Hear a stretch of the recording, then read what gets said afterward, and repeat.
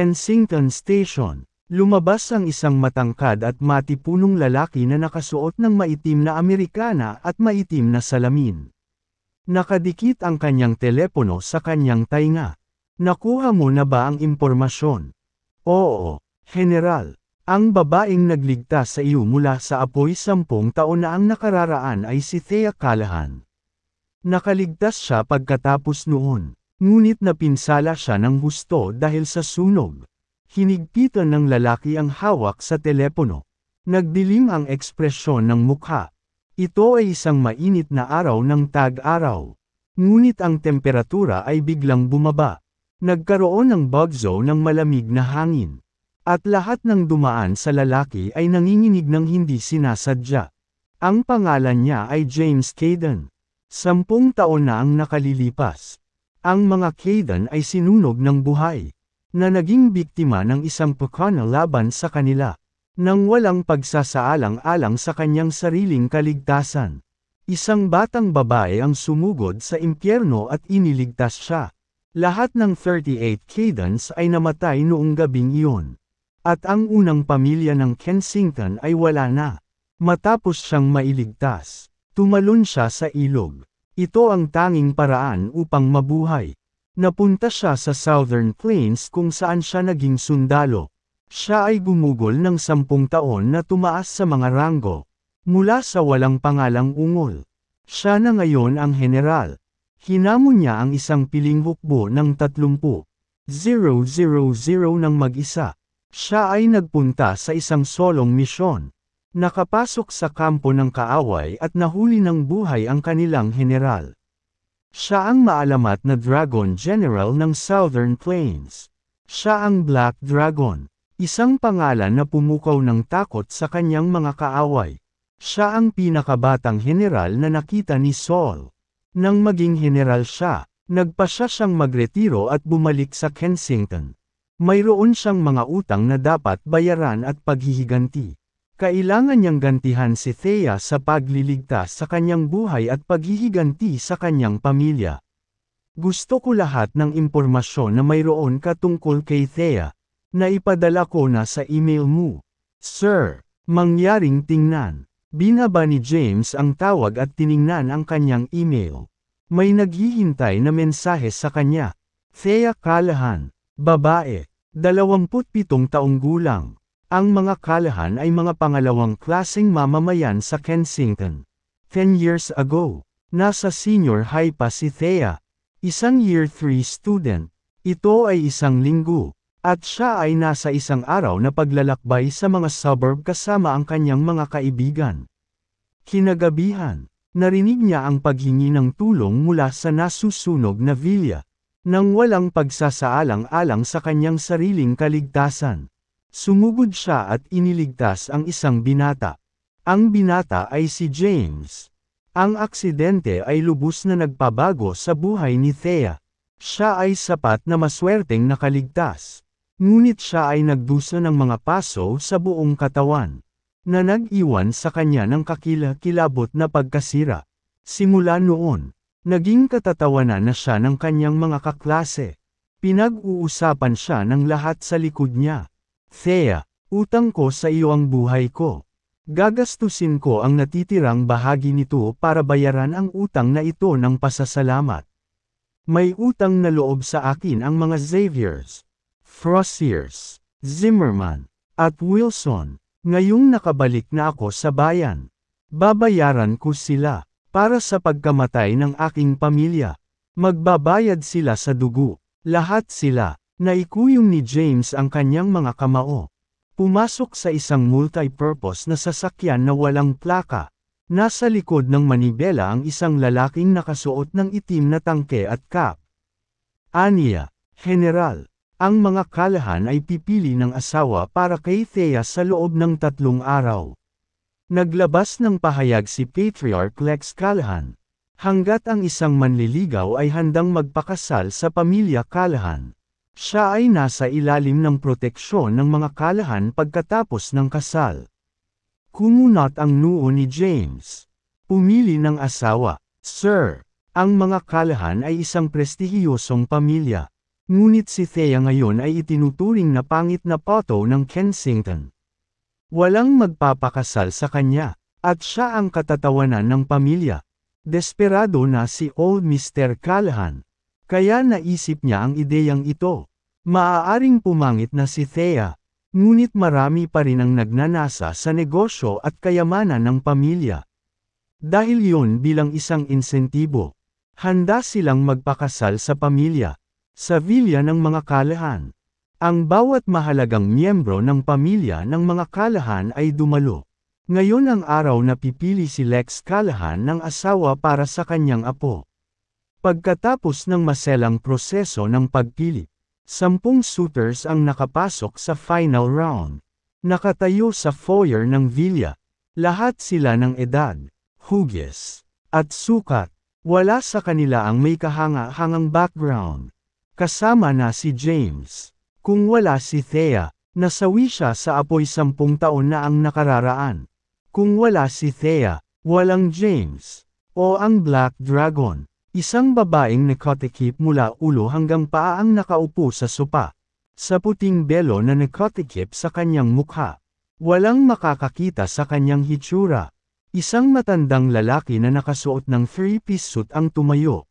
Nakasandal sa isang tungkod na may ulo ng dragon.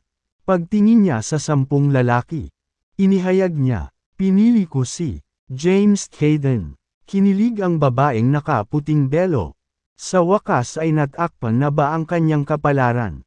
Alam niya na mula nang bumangga siya sa apoy 10 taon na ang nakalilipas. Nawala sa kanya ang lahat.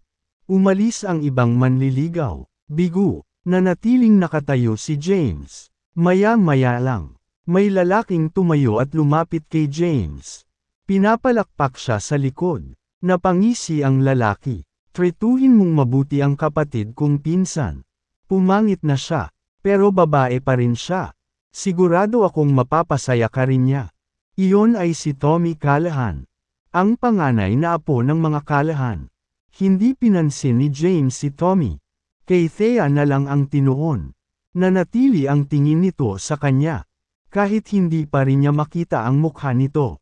Gayunpaman, nakita niyang basa ang belo ng kanyang mga luha.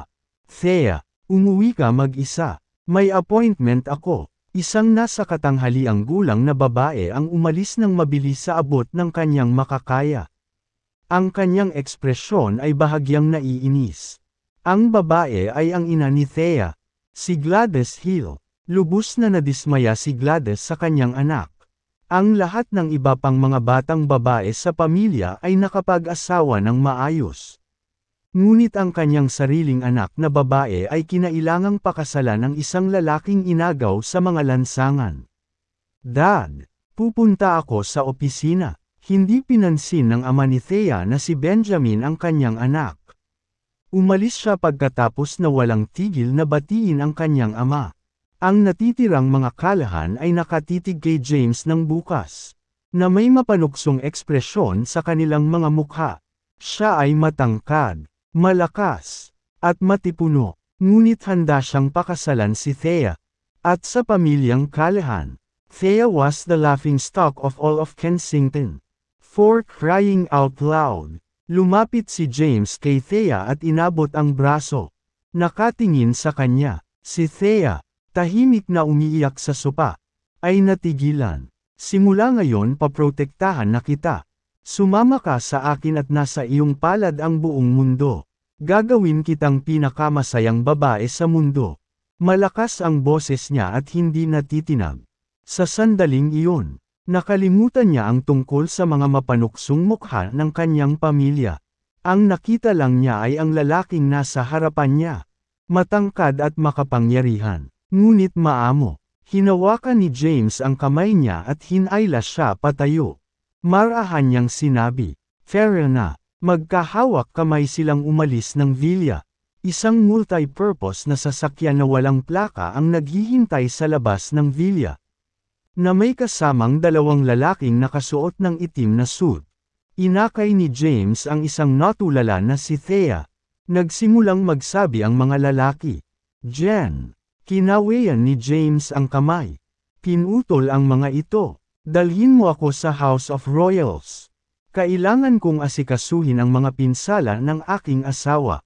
Si James ay hindi lamang ang maalamat na Dragon General ng Southern Plains. Isa rin siyang dalubhasang doktor. Ang paggamot sa mga peklat ni Thea ay magiging isang madaling gawa. Kabanata 2. Ang House of Royals. Sa 20,000 square meters. Ang House of Royals ay ang pinakamarangyang villa sa buong Kensington. Mayroon itong lahat mula sa isang hardin, swimming pool, at golf course. Sa foyer ng villa, umupo si Thea sa malambot na sopa, hindi makapaniwalang tumingin sa paligid sa villa.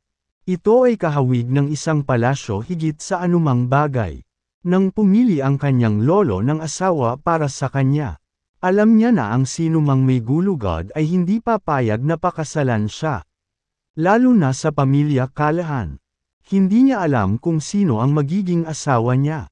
Gayunpaman, nahulaan niya na siya ay magiging sakam at tamad. Isang taong nagnanais ng yaman ng kanyang pamilya. Gayunpaman, dinala niya siya sa paraisong ito. Lumuhod si James at itinaas ang belo niya. Huwag! Nataranta si Thea at umiwas. Sa mga galos na tumatawid sa kanyang mukha at buong katawan. Siya ay isang nakakatakot na tanawin. Paano kung tinakat niya ang kanyang bagong asawa? Hindi pa nga sila na ipakilala ng maayos. Tinanggal naman ni James ang saplot niya. Labis na natakot si Thea. Ang kanyang puso ay tumibok ng nerbiyos na ritmo sa kanyang dibdib. Nakaramdam siya ng sobrang kahihiyan. Wala nang ibang gusto kundi ang mawala at magtago. Dahan-daang itinaas ni James ang mukha niya. Ito ay isang nakakagulat na sala-sala ng mga peklat. Tinunton ni James ang kanyang mga daliri sa ibabaw nila. Sumakit ang puso niya para sa kanya. Alam niyang kasalanan niya ang lahat. Kung hindi niya ito niligtas, wala sana si Thea sa ganitong sitwasyon. Siya ay may malambing na ekspresyon sa kanyang mukha. Isang hindi pangkaraniwang hitsura para sa kanya. Halos maluha-luhang sinabi niya, "Oh Thea, sobra kang nahirapan." Walang lakas ng loob si Thea na tumingin ng diretso kay James. Sa halip ay kinalikot niya ang kanyang kamiseta. Malumanay na sinabi sa kanya ni James, "Magtiwala ka sa akin. Tutulungan kitang makabawi." Nagpanik na naman si Thea. Hindi pa rin tumitingin sa kanya. "Kumuha ka ng gamot." Tumayo si James at nagutos. Agad namang bumukas ang mga pinto ng villa. Pumasok ang ilang lalaking naka-black suit. May dalang ilang kahon. Sa loob ng mga kahon ay may mamahaling mga tabletas, tableta, at iba pang uri ng mahahalagang gamot. Nagtrabaho si James. Kinakalikot ang mga bagay sa loob ng mga kahon at pinaghalo ang ilan sa mga ito upang bumuo ng salve. Nang matapos siya ay yumuko siya kay Thea. Pinaglalaroan pa rin niya ang isang sulok ng kanyang sando. Hinawakan niya ang mga may galos nitong mga kamay. Ngunit hinayla niya ito at itinago sa likod niya. Nakatingin sa sahig. Tahimik siyang nagtanong, "Anong ginagawa mo? Relax ka lang Thea. Maghubad ka." Sabay iyak ni Thea at hinayla ang damit niya. Maluha-luha ang kanyang sinabi, "Oo, alam kong pangit ako. Mayroon akong mga peklat sa lahat ng dako. Masaya ka na ba ngayon?" Alam niya na kahit sinong pipiliin ng kanyang lolo ay kukutsain siya at ipapahiya. Nasanay na siya sa paglipas ng mga taon. Mula nang mangyari ang insidente, binalot na siya ng mga bangungot. Araw-araw siyang umiiyak, at halos hindi niya maalala kung ano ang pakiramdam ng maging masaya. Pagtingin kay James, nakagat niya ang labi. Umiiyak pa rin. Tumulo ang luha sa kanyang mga mata at tumulo sa kanyang pisngi. Naramdaman ni James ang malamig na puso na natunaw na nakatingin sa kanya. He hugged Thea to him, solemnly vowing, "I will never cast you aside. Kahit ano pang itsura mo. Asawa kita, ngayon at magpakailanman." Natigilan si Thea. Hindi ba siya kukutsain niya? Hindi siya makapag-dredge ng sagot. Binitawan siya ni James at maingat na nilagyan ng salbo na inihanda niya ang mga galos niya. Pagkatapos, binalot niya ito ng gauze ng buo, maging ang mukha nito. Nang matapos siya, parang mommy lang si Thea. Iginiya ni James si Thea na umupo sa tabi niya. Thea, magtiwala ka sa akin. 10 araw lang ang kailangan. Ipinapangako ko na magiging ibang tao kapag katapos ng 10 araw. Talaga. Sa wakas ay nakasagot si Thea. Kahit na hindi siya masyadong naniniwala. Siyempre, hinding-hindi ako magsisinungaling sa iyo. Hindi man niya nakikita ang mukha ni James. Naririnig niya ang boses nito. Magnetic at banayad. Nagpainit ito sa kanyang puso. Sa isang kisap mata, 10 araw na ang lumipas. Sila ang pinakamasayang 10 araw na naranasan ni Thea sa nakalipas na 10 taon. Hindi pa rin niya alam kung sino ang kanyang asawa. Ngunit maingat na inaalagaan siya nito at nanatili siyang kasama niya sa buong orasan. Gabi-gabi, kinukwento at biro niya ito. Pinapatulog siya. Sa tuwing madyay gising siya, naroon ang malalakas nitong kamay. Nakahawak sa kanya. Sa nakalipas na 10 taon. Nakalimutan niya kung ano ang pag-aalaga. Hindi banggitin ang pag-ibig. Ngayon, naramdaman niyang umiibig siya.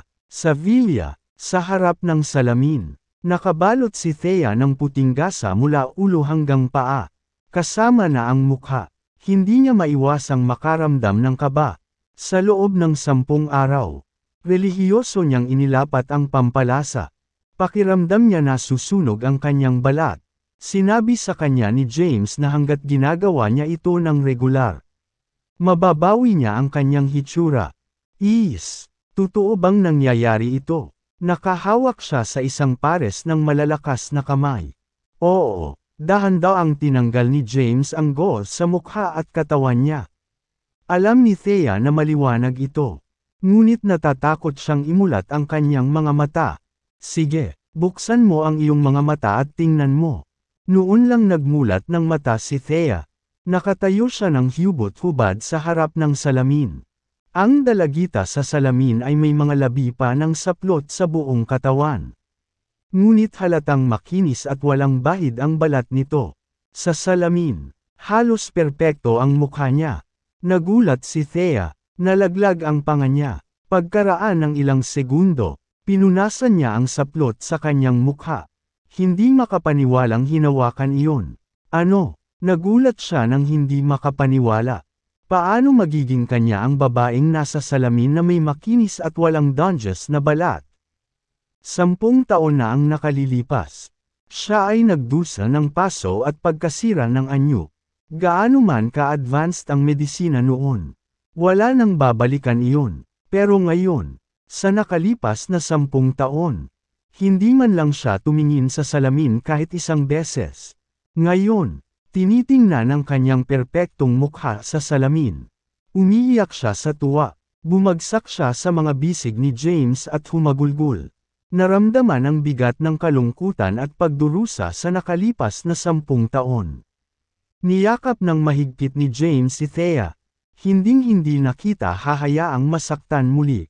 Pangako niya. Tuwang-tuwa at tuwang-tuwa si Thea noong una.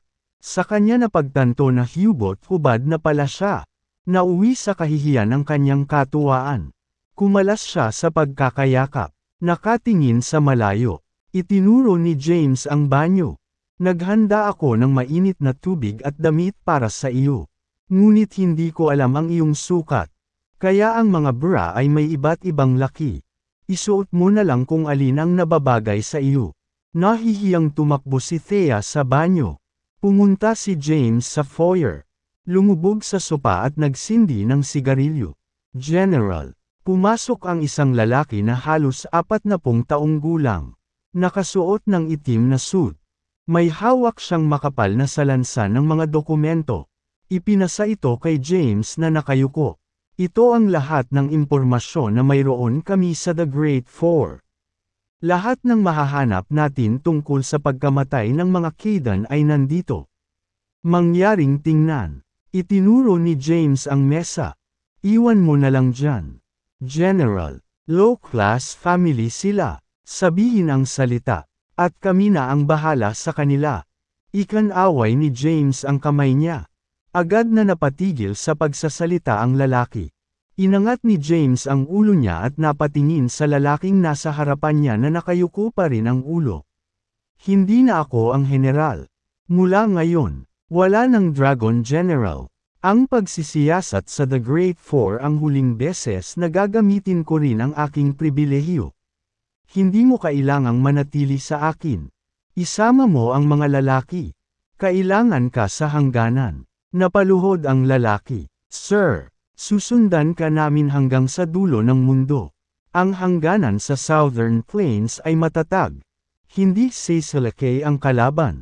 General, huwag mo kaming paalisin. Manatili tayo at tumulong. Tumayo si James at hinayla ang lalaki.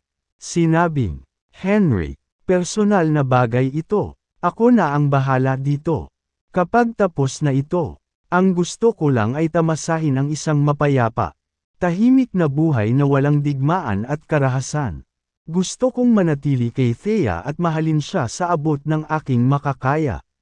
General, umalis ka na. Dalhin ang mga lalaki pabalik sa Southern Plains.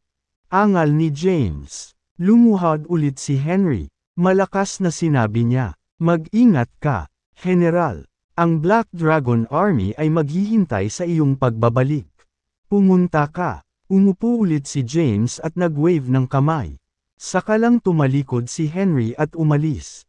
Maya-maya ay lumabas si Thea mula sa kanyang shower. Pumili siya ng puting sleep dress na nagpapakita ng makinis niyang leeg at braso. Hindi siya kailanman magsusuot ng ganito sa nakaraan. Siya ay nasa isang medyo magandang mood. Hamang isang himig sa ilalim ng kanyang hininga. Hinawakan ang makinis niyang balat. Ngumiti siya ng malawak. Napahinto siya nang makita niyang naninigarilyo si James sa sofa. Naglakad siya at umupo sa tabi niya. Namumula ang mukha niya. Kahit hindi niya alam kung katatapos lang niyang mag-shower o dahil nahihiya siya. Ibinuka niya ang kanyang bibig nang hindi alam kung ano ang sasabihin. Kahit na nakasama niya si James ng 10 araw. Iba ang mata niya. Ngayong nakita na niya talaga siya. Medyo nahihiya siya. Hindi niya alam kung ano ang sasabihin. Hinugot mula sa kanyang pag-iisip. Tumingin si James kay Thea. Kumikinang ang kanyang mga mata. Darling, kailan tayo kukuha ng marriage license natin? Ano? Natigilan si Thea. Bahagyang nakabuka ang bibig. She looked adorable kapag siya ay naguguluhan. Napangiti si James. Bahagi ako ng mga kalahan ngayon. Asawa mo ako ayon sa utos ng lolo mo. Nagsisisi ka ba? Ayaw mo ba akong pakasalan? Oo. Nang maabyutan ni Thea, walang ibang masabi maliban sa dalawang salitang iyon. Si James ay nagpakita sa kanya ng labis na pag-aalaga sa nakalipas na 10 araw na siya ay warm na pumasok sa kanyang puso. Paanong hindi niya mapapangasawa ang isang tulad niya? Sinaman niya ng tingin si James. Siya ay matangkad, malakas, at may kumpiyansa. Kahit nakatingin lang sa kanya ay namumula na siya at bumilis ang tibok ng puso niya. Makalipas ang 1 oras, magkahawak kamay. Isang lalaki at isang babae ang lumabas mula sa Department of Civil Affairs. Tiningnan ni Thea ang pulang certificate at sa wakas ay bumungad sa kanya. Siya ay opisyal na kasal ngayon. Sa pagpapantasya tungkol sa kanyang kinabukasan bago ito. Umaasa siya na balang araw ay magkakaroon siya ng madamdaming pag-iibigan. Gayunpaman, bihirang mangyari ang mga bagay ayon sa plano o imahinasyon. Inayos na ng kanyang lolo ang kanyang kapalaran. Si James, na ikinasal sa kanyang pamilya, ay ninakaw siya sa isang malapalasyong paraiso kung saan siya nanatili sa loob ng 10 araw. Sa 10 araw na iyon, gumaling siya. Ang ganda niya ulit. Hindi pa man niya alam kung sino talaga ang asawa niya. Kumalat ang init sa buong katawan niya. At hinawakan niya ng mahigpit ang kamay ni James. Kabanata 3. Wala sa mga kalahan ang nag-abalang hanapin si Thea kahit na 10 araw na itong wala. Para sa mga kalahan, si Thea ang itim na tupa ng pamilya at ang katatawanan ng Kensington. Kung hindi dahil kay Thea, uunlad ang negosyo ng mga kalahan. Nang gumaling na si Thea, kinuha niya ang marriage certificate nila ni James at sabay silang umuwi. Si Lex Callahan ay may 3 anak na lalaki. Ayon sa pagkakasunod-sunod ng kapanganakan, sila ay sina Howard, John, at Benjamin. Si Benjamin ay iniiwasan ng sarili niyang pamilya dahil kay Thea. Hindi mahalaga na siya ay nagtatrabaho ng husto. Pinalawak ang negosyo ng pamilya ng mabilis. Sa bahay, wala siyang anumang ranggo, katayuan, o bayad. Maaaring isang manager ng Callahan Group si Benjamin.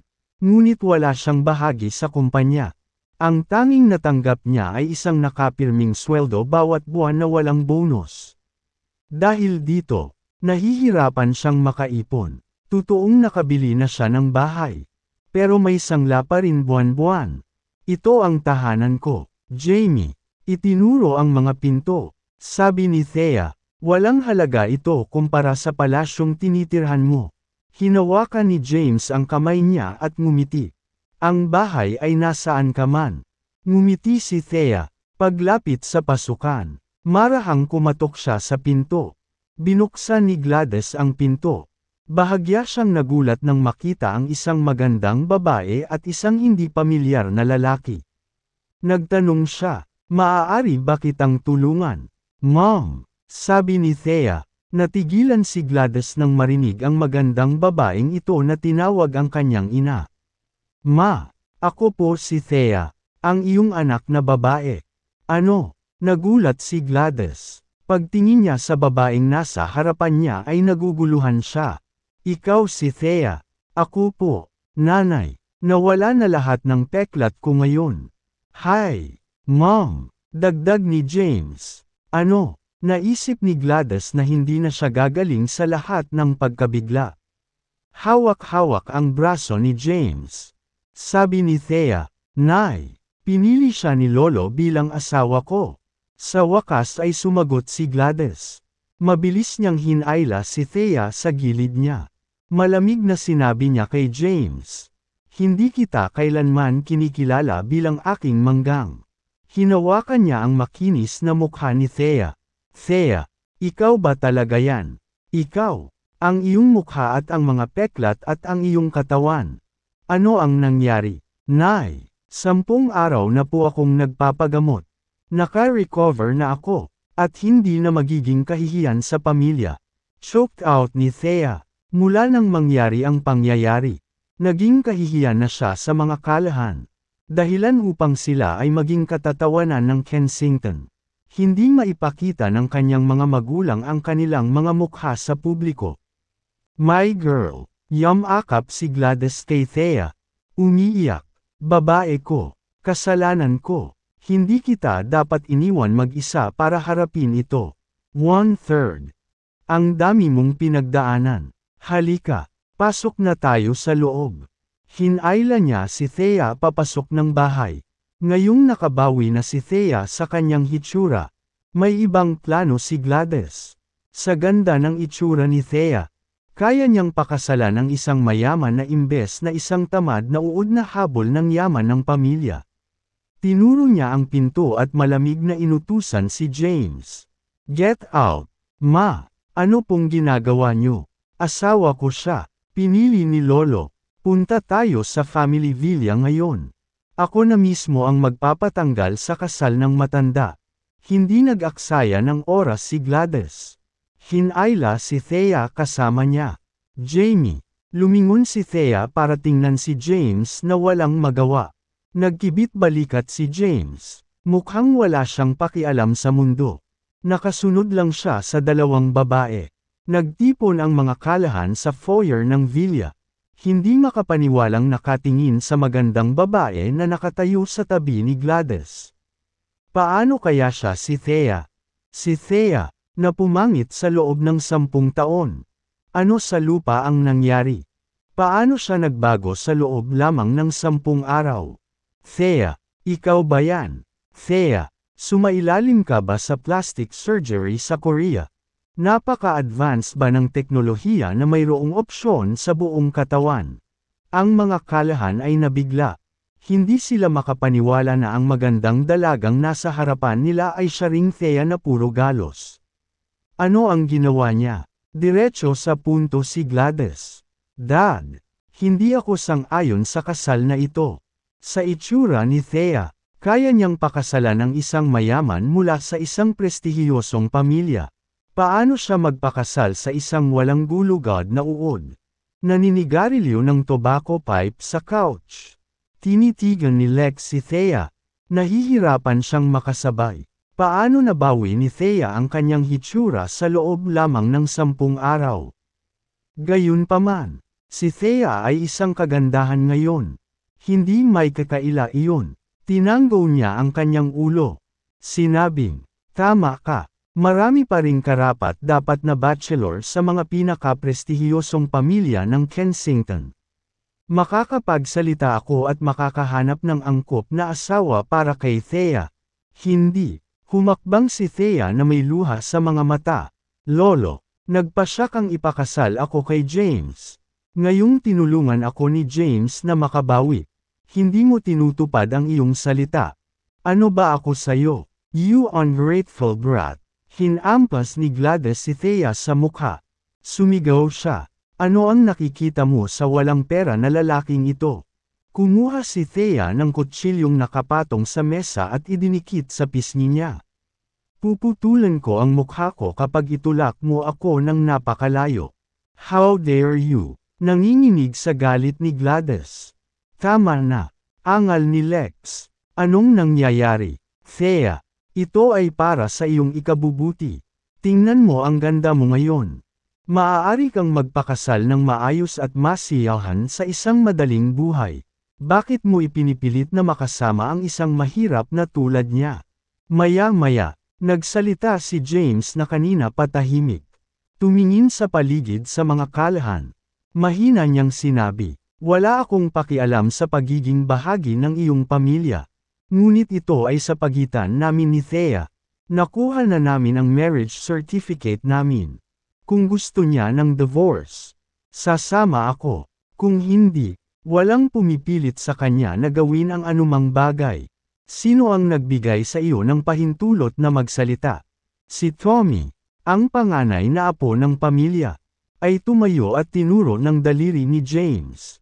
Wala kang iba kundi basura. Wala kang karapatang magsalita dito. Kung gusto mong umalis, wala ka na. Inabot ni James at ibinaluktot pa atras ang nakalahad na daliri ni Tommy. Malamig na sabi niya, wala pang nagtuturo sa akin dati. Ah, masakit. Napasigaw si Tommy sa sakit. Ang kanyang katawan ay nakayuko sa isang awkward na anggulo at ang kanyang mukha ay namilipit sa sakit. Sabi niya, ang sama ko. Ang sama ko. Please let go. Pumayag naman si James. Huminga ng malalim si Tommy.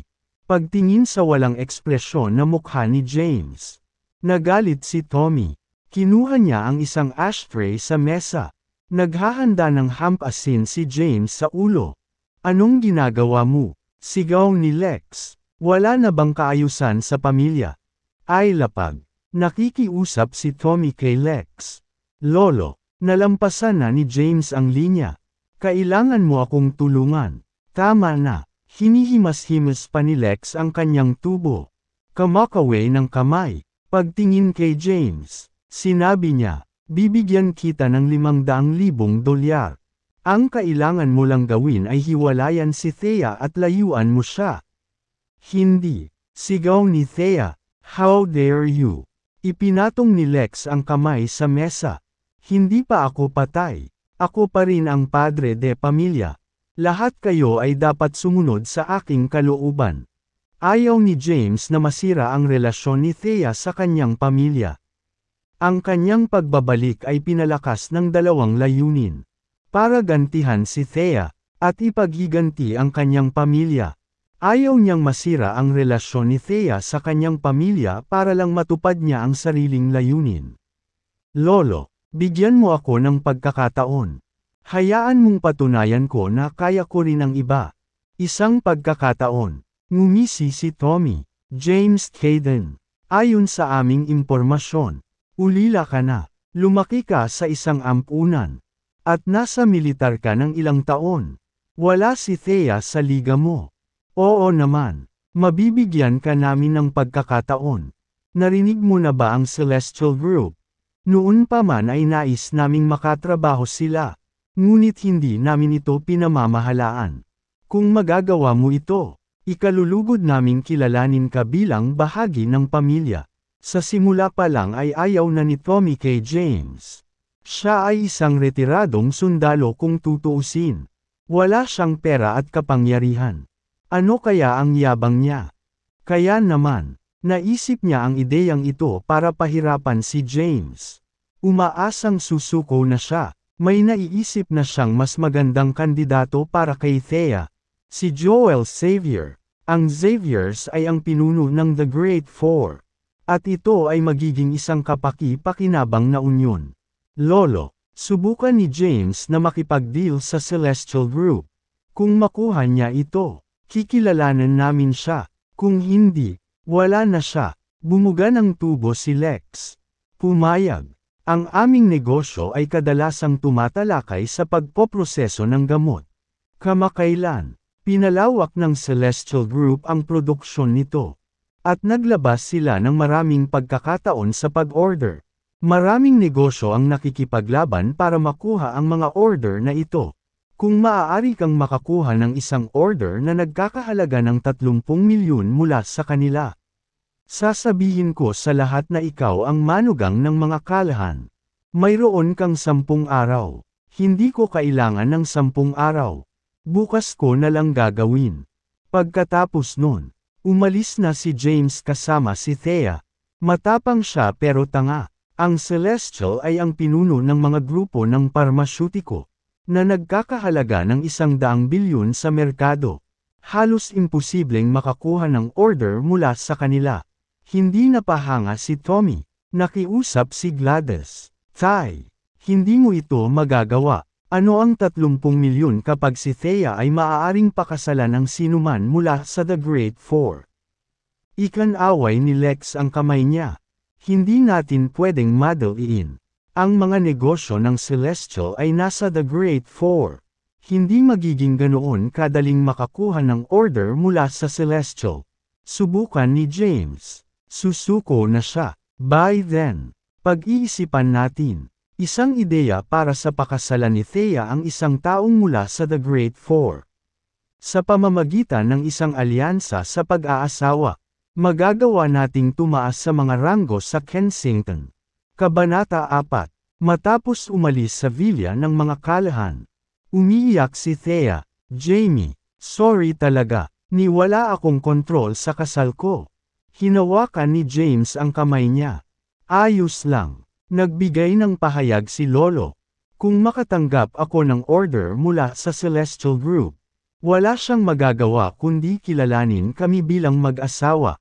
Celestial Group ang pinag-uusapan natin. Nag-aalala si Thea, ipinanganak at pinalaki sa Kensington. Alam niya ang lahat ng mayroon sa Celestial Group. Ang Celestial Group ay isang internasyonal na kumpanya na pumasok sa merkado ng Kensington kamakailan lamang. Karaniwang monopolyo ng Great Four ang mga utos ng Celestial Group. Ngumiti lang si James. Hindi natin malalaman kung hindi natin susubukan. Biglang may naisip si Thea. Oh yeah, I remember now. Ang isang matandang kaklase ko ay nagtatrabaho sa Celestial Group. Sa katunayan, siya ang pinuno ng isang departamento doon. Hayaan mo akong makipag-ugnay sa kanya. Baka may ugnay niya tayo sa mas mataas na management. Sige, magkahawak kamay silang dalawa na naglakad pa uwi kay Thea. Ang bahay ni Thea at ang villa ng mga kalahan ay matatagpuan sa parehong residential area. Kung saan ang punong tanggapan ng mga kalahan ay ang villa. Ang lugar ni Thea ay nasa isang mataas na gusali. Masayang naglakad pabalik ang dalawa. Nauna na sa kanila si Gladys. At tumanggi siyang papasukin si James sa bahay. Nagkibit balikat si James. Wala siyang magawa. Uuwi na ako. Thea. Alam ni Thea na wala rin siyang choice. Kaya tumanggo siya. Ang prioridad ngayon ay i-secure ang mga order mula sa Celestial. Sa ganoong paraan, walang magagawa ang mga kalahan kundi tanggapin si James bilang bahagi ng pamilya. Matapos manirahan sa bahay, nakipag-ugnayan siya sa kanyang kaklase na hindi niya nakakausap sa loob ng maraming taon. Sa kabilang banda, bumalik si James sa House of Royals, na matatagpuan sa isang lugar kung saan naroon ang mga pinakamagagarang villa ng Kensington. Umupo siya sa sofa at nagsindi ng sigarilyo. Kinuha niya ang phone niya. Nag-dial siya ng number. Dalhin mo sa akin ang chairman ng Celestial Group. Halos hindi na niya gustong maging general ng Dragon. Ngunit hindi ito makakatulong kung gusto niya ang pakikitungo sa Celestial. Di nagtagal. Dumating sa bahay ang isang lalaking nasa katanghaliang gulang na mga 50 taong gulang. Nakasuot ng suit, heavy set siya at nagsimula ng makalbo. General, pagpasok ng lalaki sa House of Royals. Napaluhod siya, sa Kensington. Siya ang namamahala sa Celestial Group. Nagmula sa kabisera. Ang kanyang pangalan ay Alex Yates. Bago dumating, naglaan ng oras si Alex para malaman kung sino ang makakasama niya. Nakaluhod siya sa harap ng maalamat na Dragon General ng Southern Plains. Hindi siya nagpakita ng awa sa loob at labas ng larangan ng digmaan. At ang kanyang mga kaaway ay natakot sa takot nang marinig nila ang tungkol sa Black Dragon. Ang Dragon General ay hindi ordinaryong tao. Siya ay higit sa mahalaga. At sa makatuwid ay nag-utos ng pinakamataas na antas ng paggalang. Nakaluhod pa rin sa lupa. Naramdaman ni Alex ang pagtulo ng pawis sa kanyang gulugod. Alex Yates. Ibinaba ni James ang salansan ng mga dokumentong hawak niya sa kamay. Sa pagtingin sa nasa katanghaliang gulang na lalaking nakaluhod sa lupa, ikanaway niya ang isang kamay at mahinang sinabi, "Bakit hindi ka tumayo?" "Opo, Ginoo." Tumayo si Alex. Pawis na pawis siya pero hindi siya kumibo para panasan ang pawis niya. Nanginginig sa takot. Inisip niya kung sa paanuman ay nasaktan niya ang modernong panahong Ares na ito. Bakit siya pinatawag? "Bukas, bibisita ang aking asawang si Thea Callahan sa Celestial Group. Humihingi ng deal na 30 milyon. Personal mong hawakan ito. Huwag mong guluhin." Nakahinga ng maluwag si Alex at napangiti. Siyempre.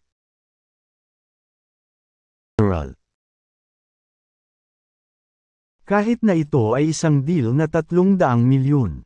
Ito ay magiging sa iyo kung sasabihin mo ang salita. Tandaan mo, Thea ang pangalan ng asawa ko. Thea Callahan. "Opo, Ginoo." "Yun lang. Pwede ka nang umalis."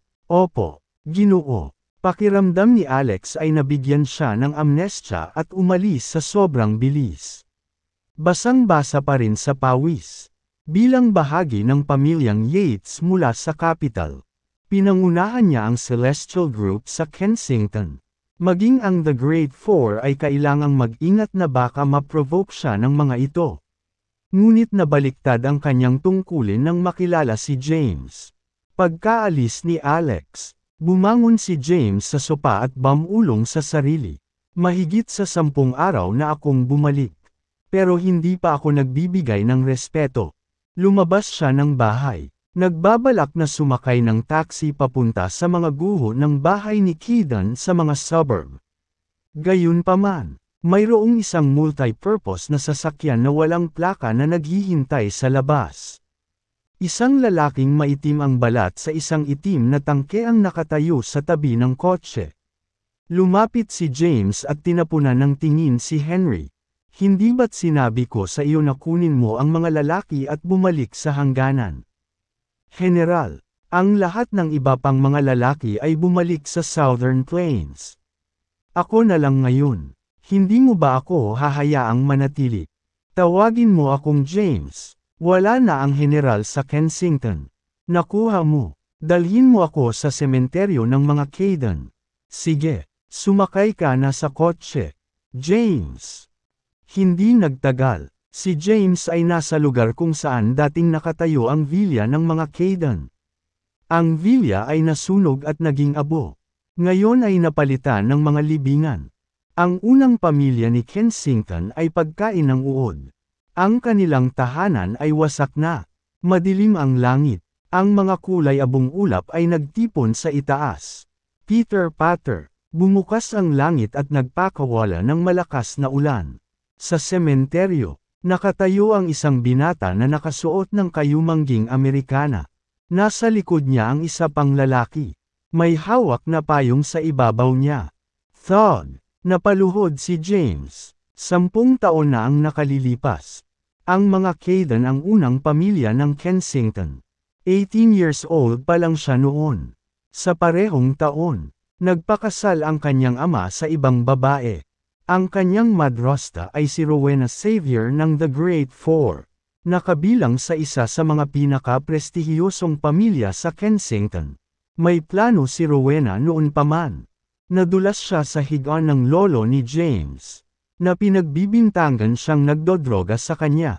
Ang reputasyon ng kanyang lolo ay naiwang sira-sira at ang mga Caden ay naging biro. Noong taon ding iyon, nagsampa ng ulat si Rowena laban sa kanyang ama, na inakusahan siya ng katiwalian at panunuhol. Sa sobrang galit ng kanyang ama ay nag-trigger ito ng atake sa puso. Hindi lang siya hindi nailigtas ni Rowena, kundi itinulak niya ito palabas ng ikatlong palapag. Sinabi niya sa iba na ang kanyang ama na si Nicholas ay nagpakamatay dahil nakaramdam siya ng pagkakasala. Matapos ang pagkamatay ng kanyang ama, ang Xaviers, na namuno sa The Great Four, ay nagtipon sa Cadens at pinatay ang kanyang lolo. Hinawakan nila ang buong pamilya ng Caden na bihag. Pinilit silang ibigay ang kanilang kayamanan ng pamilya. Isang painting na pinangalan ng Moonlit Flower sa Cliffside's Edge. Pagkatapos nilang makuha ito, sinunog ng Great Four ang bahay na nasa loob pa rin ng mga Caden at hinati ang mga ari-arian ng mga Caden. Tay, makasalanan ka. Ikaw ang dahilan kung bakit wala ang mga Caden. Dapat hindi mo nalang pinakasalan si Rowena Xavier. Hindi mo na dapat dinala sa bahay ang masamang babae na iyon. Lumuhod si James sa harap ng libingan. Umiiyak ang kanyang puso. Ito ay isang alamat na ang mga lalaki ay hindi lumuha. Kinailangan lang ng isang tiyak na halaga ng sakit. Kinasusuklaman niya ang kanyang ama. Ang kanyang ama ay umibig sa maling babae, na nagresulta sa pagkamatay ng mga Caden. Kinasusuklaman niya si Rowena Xavier. Lalo niyang kinaiinisan ang The Great Four. Pinatay ng mga Xaviers, Frostiers, Zimmermans, at Wilson ang mga Caden. Lolo, hindi ko hahayaang mamatay ka sa walang kabuluhan. I swear ipaghihiganti ko ang pagkamatay mo. Ang Great Four ay hindi mamumuhay ng payapa. Dadalhin ko sa iyo ang mga pinuno ng The Great Four bilang patunay. Ang aking pakikiramay. General, nakatayo pa rin si Henry sa likod ni James. Hawak ang payong. Kailanman ay hindi pa nakita ni Henry si James na ganito kabalisa. Sa katunayan, hindi niya naisip na ang makapangyarihang Black Dragon ay may emosyonal na bahagi. Wala siyang ipinakitang pahiwatig ng takot laban sa mga hukbo ng kaaway. Ngunit sa harap ng mga libingan, si James ay lusat ng luha. General, ang Megatron Group, na kabilang sa Xaviers, ay magkakaroon ng celebratory banquet ngayong gabi. Pumirma ng permanenteng kasunduan sina Megatron at Celestial. Mula ngayon, magkakaroon ng maagang access ang Megatron sa mga order ng Celestial bago hayaan ang ibang mga grupo at kumpanya na pumili. Ang ulo ng mga Savior ay nasa 80 na rin ngayon. Ito ay isang dobleng pagdiriwang. Megatron, Naikuyong ni James ang kanyang mga kamao. Megatron ang negosyo ng pamilya ng mga Kayden. Ngayon, nahulog na ito sa mga kamay ng Xavier. Dahan-dahan siyang tumayo. May kinang sa kanyang mga mata. Ikuha mo ako ng kabaong. Pupunta kami sa handaan. Oras na para maningil ng utang. Kabanata 5. Ang mga Xavier ay ang mga pinuno ng The Great Four sa Kensington. Ito ay isang araw ng pagdiriwang para sa kanila. Ang Megatron Group, sa kanilang maraming negosyo, ay pumirma ng isang kasunduan sa Celestial Group. At sila na ngayon ang pinakamahusay na mga kasosyo sa negosyo. Sa madaling salita, mas laganap ang impluwensya ng mga Xavier salamat sa kasunduang ito. Gayun din, ang patriarch ng pamilya, si Warren Xavier, ay 80 taong gulang na. Sa labas ng villa ng Xaviers, isang fleet ng mga mararangyang sasakyan ang nagtipon. Nandoon ang lahat ng celebrity sa Kensington para sa double celebration. Ito ay isang bote ng Retrouvé wine na walang halaga ng $1,000,000. Na iniregalo ng The Frosiers. Binabati nila si Mr. Warren Xavier ng maraming maligayang pagbabalik. Ang mga Wilson ay nagpakita ng isang pagpipinta. The Black Thorn ni Jackie and Blanc. Hindi bababa sa $12,000,000. At nais nila ang Xaviers ng magandang kayamanan. Niregaluhan ng mga Zimmerman si Mr. Xavier ng isang Freud-me na relo na nawala ng $8.8 milyon. Sa main entrance, may hawak na mikropono ang isang babae. Masigasig niyang ibinalita ang mga reg-along dinala ng mga bisita para marinig ng buong silid. Sa foyer, nakasuot ng blue suit si Warren. Kahit na siya ay 80, siya ay mukhang fit at alerto. Nang marinig ang tungkol sa lahat ng mga regalo na nakukuha niya. Siya ay mukhang masaya bilang isang lark. Puno ang piging ng mga tao mula sa mahahalagang pamilya sa Kensington. Kahit na ang mga pangalawang rate na Callahan ay nakagawa nito. Sa isang pagtatangkang sipsipin ang mga Xaviers. Inilabas ni Lex Callahan ang lahat ng mga paghinto. Gumugol ng isang maliit na kapalaran upang makakuha ng isang Monique wallet para kay Warren. Ang lahat ay abala sa pagsisikap na gumawa ng kanilang sariling mga koneksyon at palawakin ang kanilang mga network. Sa labas ng villa, lumapit ang isang lalaking nakasuot ng brown na coat at may maskara sa mukha. May bitbit na kabaong. Ang kabaong ay tumitimbang ng hindi bababa sa 100 kilo. Ngunit inalalayan ito ng lalaki sa pamamagitan lamang ng isang braso. Dala-dala ito ng madali. Si James iyon. Ang kanyang pagbabalik ay pinalakas ng 2 layunin. Para gantihan si Thea, at ipaghiganti ang kanyang pamilya. Ngayong asawa na siya ni Thea. Baka makilala siya, dahil ayaw niyang malagay siya sa gulo. Nagsuot siya ng itim na maskara para itago ang kanyang pagkakakilanlan. Bumagsak. Nang makarating siya sa pasukan. Buong lakas niyang ibinato ang kabaong. Nabasag nito ang pinto ng mga Xaviers at napadpad sa foyer ng villa ng mga Xaviers. Nagulat ang lahat sa biglang pagpasok. Tumigil bigla ang ingay. Sobrang tahimik at may narinig akong pin drop. Ano ang nangyayari? Iyon ay ika-80 kaarawan ni Warren Xavier. Sino ang matapang na nagdala ng kabaong sa isang pagdiriwang? Si Warren ay nakikipag-chat sa iba pang mga padre de pamilya nang dumating ang kabaong. Nagdilim ang kanyang ekspresyon at napasigaw. Ano ito? Nasaan ang mga security guard? Ano sila ginagawa? Sino ang nagpadala nito? Tanggalin mo agad. Warren Xavier, pwede ko bang ibigay itong kabaong bilang regalo sa iyong kaarawan? Ika-80 mong kaarawan ngayon. Ngunit sa susunod na taon, ito na ang anibersaryo ng iyong kamatayan. Isang boses ang umalangaw mula sa labas ng pinto. Isang lalaking naka-brown coat at ghost mask ang pumasok. Sino ka? Tinitigan ni Warren si James. Ito ang lugar ng mga Xavier. At siya ang pinuno ng pamilya. Isang napakahalagang tao sa Kensington. Sino ang may lakas ng loob na manggulo sa kanyang tahanan? Ako ay isang taong nais ang iyong buhay. Ang malamig na boses ay pumutol sa kalawakan. Gamit ang itim na maskara ng multo sa kanyang mukha. Si James ay sumugod kay Warren. Hindi ngayon. Lumapit ang isang lalaking nasa 20s at tinuro si James. Wala akong pakialam kung sino ka. Kapag nasa Xavier's ka, kami na ang bahala. Si William Xavier iyon. Nakaturo pa rin kay James. Tinangka ni William na tanggalin ang maskara niya. Malamig niyang sinabi, ang duwag mo sa pagtatago sa likod ng maskara. Tingnan natin kung sino ka. Umatake si James. Hinawakan niya ang braso ni William at inangat siya sa lupa bago ito pinahid. Basag. Napunit ang braso ni William sa kanyang katawan. Umaagos ang dugo kung saan-saan.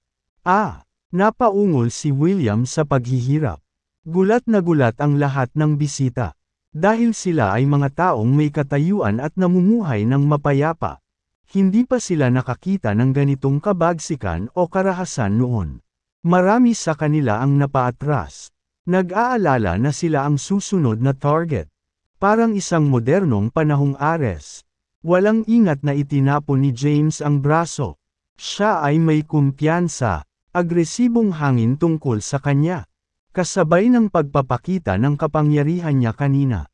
Takot na takot ang mga Xavier na nanginginig. Umaatres hanggat kaya nila, maging si Warren ay napaatras ng bahagya. Ang braso ay umabot sa kanyang likuran. Handa sa isang sandali na abiso na humawak ng sandata at patayin ang hindi inanyayang bisita. Dahan-daang lumapit si James kay Warren. Umalangaw-ngaw sa foyer ang mga daing ng sakit ni William. Pagkaraan ng ilang sandali, bumagsak siya sa isang patay na mahina. Hindi na nakayanan ang sakit. Biglang tumahimik ang foyer. Tanging ang mga yapak lamang ni James ang umalangaw-ngaw. Na tila harbinger ng kapahamakan. Lumuhod. Umalangaw-ngaw ang utos ni James.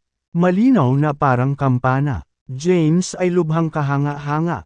Ito ay ang pinagsama-samang pagiging isang batikang sundalo at general na ang pagpatay bilang pangalawang kalikasan. Sa ilalim ng kanyang nakamamatay na titig, ang lahat ay natakot na hanggal. Kasabay ng pagiging madaling mapunit niya ang braso ni William. Walang nang ahas na magbitaw ng kahit isang salita. Pati si Warren ay naapektuhan. At nawalan siya ng gana sa isang segundo. Sa sandaling iyon, nakalimutan niyang lumaban at nanghina ang kanyang mga tuhod. Bumagsak siya sa lupa. Lumuhod. Bumagsak. Nang makita ito, natigilan ang mga celebrity. Si Warren Xavier, ang patriarch ng Xaviers, ang pinuno ng The Great Four sa Kensington, ay nakaluhod sa lupa. May hawak na alambre si James sa kamay niya. Ito ay isang kakaibang uri ng wire na may ilang mga joints. Sa masusing pagsisiyasat, masasabi ng isa na ito ay gawa sa hindi mabilang na mga karayom. Warren Xavier, may pakialam ka bang aminin ang iyong mga kasalanan? Noon lang, napagtanto ni Warren na nakaluhod siya. Kahit hindi niya alam kung bakit. Tumutulo ang pawis sa kanyang gulugod. Gusto niyang tumayo, ngunit wala na siyang lakas. Anak, kilala mo ba kung sino ang kausap mo? Hindi man siya makatayo ay mukhang malakas pa rin si Warren. Nakatalikod pa rin ang braso nito. Handang umatake gamit ang sandata anumang oras. Hindi man lang sinubukan ng ibang Xavier na protektahan si Warren. Nag-aalala na baka masaktan din sila. Maaari ko ring sabihin sa iyo ang dahilan. 10 taon na ang nakalipas. Nasunog ang Flora Lakeside. Nasunog ito ng isang buong araw. 38 buhay ang nawala. At ngayon, magbabayad ka ng dugo. Umalangaw-ngaw sa foyer ang malamig at walang awan niyang boses. Lumipat si James. Sa isang iglap, lumitaw siya sa likod ni Warren. Itinakip niya sa leeg ni Warren ang silver needle wire at hinayla. 2/3. Bumulwak ang dugo, at bumagsak ang ulo ni Warren sa lupa. Naghiyawan at bumagsak sa lupa ang mga celebrity ni Kensington. Lahat sila ay nanginginig sa takot. Sa pagkamatay ni Warren, ang mga savior ay hindi alam kung ano ang gagawin. Nanlamig sa lugar. Gumawa si James ng isang itim na bag. Sinandok niya ang ulo ni Warren dito at tumalikod na para umalis. Matagal na pagkaalis niya, nanatiling tahimik ang villa ng The Xaviers. Ang lahat ay tumingkayad sa lupa. Naduyan ang kanilang mga ulo sa kanilang mga kamay. Nanatiling hindi gumagalaw sa foyer ang walang ulong bangkay ni Warren. Sa sementeryo ng mga Caden, ang libingan ni Thomas Caden. Isinandal ni James ang itim na bag sa lapida.